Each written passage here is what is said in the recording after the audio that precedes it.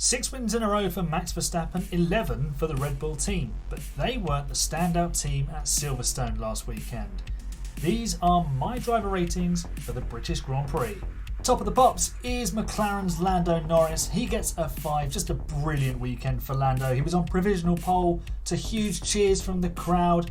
Verstappen took it away, but he grabbed the lead on the opening lap and did enough to hold off Lewis Hamilton on soft tyres after a late safety car to finish an incredible second for the McLaren team. What a brilliant weekend for Lando Norris. An absolute champion in waiting performance. Next is Norris's teammate Oscar Piastri, who gets a 4.5. He was equally as impressive as his teammate, qualifying third on the grid on Saturday. Unfortunate with the timing of the safety car, which meant he finished fourth behind Hamilton, but for a rookie that is a superb weekend, and that shows what all the hype was about. Next is Max Verstappen getting a 4. Not his best performance of the weekend, but I don't think he needed to be at his best this weekend, for much of the race at least. In qualifying he needed to, because he was put under pressure by Lando Norris. But 6 wins in a row, it's just monotonously excellently good, isn't it? So good for Max Verstappen and Red Bull. Alex Albon is next. He gets a 4. A brilliant weekend for Williams. They got P8 with the Thai driver, and Alex again proving that he can just get the most out of that car. Lewis Hamilton gets a 3.5 in his Mercedes. Not his best weekend, and he was fortunate with the timing of the safety car, but he did the times, he played the strategy game. He did try and get second off Lando Norris, but it wasn't enough. But still a good performance from Lewis. The second Williams of Logan Sargent gets his highest rating of the season, a 3.5 for the American. Yes, he missed out on points, but his speed over the course of the weekend was close to that of Albon, and he was just unlucky to finish outside the points really. George Russell comes next. He gets a 3. His pace on the softs was deceptively good. He managed to make them last 30 laps, and he was unfortunate with the timing of the safety car, which meant he didn't actually gain anything from it, and his pace in the early stages went unrewarded, but still P5, good points for the Mercedes team.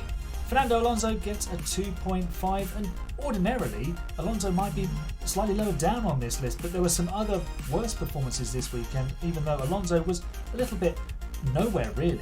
Alonso did say that Spain would be the last race without a podium, but we've had 3 races since, and he's been off the podium in 2 of them.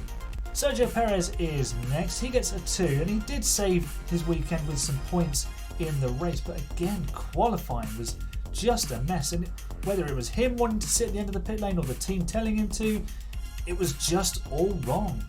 And also getting it all wrong were Ferrari. Charles Leclerc and Carlos Sainz both get a 2. Charles Leclerc, he boxed early. I think Ferrari was scared into that stop by potential undercut from Mercedes with George Russell, and Leclerc never really recovered his race from there. Sainz did a sensible stop onto the hards, but then got left out under the safety car and had nothing left to fight with, or maybe he was just intimidated.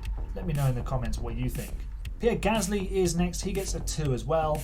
Not the best race for Alpine. They end up with no points, but Gasly was about to get some points before Lance Stroll biffed him off the road. Valtteri Bottas' Alfa Romeo gets a 2.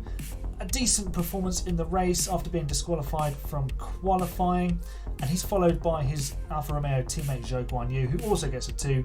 A much quieter Silverstone Grand Prix for the Chinese driver this year, beaten by Bottas this time around, which hasn't happened too often this season, so that is a good thing for Zhou. Nico Hülkenberg also gets a 2. The Haas probably wasn't suited to this circuit. He just missed out on another Q3 appearance, but the Haas just doesn't function in the race. Esteban Ocon gets a 1.5. It was a disappointing weekend for him. He had to retire with a hydraulics problem, I believe, and the speed in the Alpine just wasn't there at Silverstone. Lance Stroll also gets a 1.5, mostly because he biffed Gasly off the road at Club Corner. Not a good weekend for Stroll. He's really got to up his game if he will stay at the Aston Martin team, but if he wants to be a significant part of their success. Kevin Magnussen gets a 1.5, but this is nothing to do with him. It's simply because the car let him down on Saturday and Sunday. They need to sort that Ferrari power unit out. Yuki Tsunoda gets a 1.5, a difficult weekend for AlphaTauri. Their car just probably wasn't suited to the Silverstone layout, And Nick de Vries gets a 1.5 in what has become his final appearance on this list. He'll be replaced by Daniel Ricciardo in Hungary. So there are my driver ratings. Let's have a look at how the average table looks. Oscar Piastri moves into the top half, and Alex Albon is well inside the top 10 in 7th with an average of 3. Both Ferrari drivers have dropped into the bottom half of the table, which will be still propped up by Nick de Vries, but we'll have to add another row for Daniel Ricciardo. Of course, let me know what you think of my ratings, which drivers stood out for you most in Britain. Of course, like the video if you enjoyed it, share it if you super enjoyed it, subscribe for more Grand Prix content, and thank you very much for watching.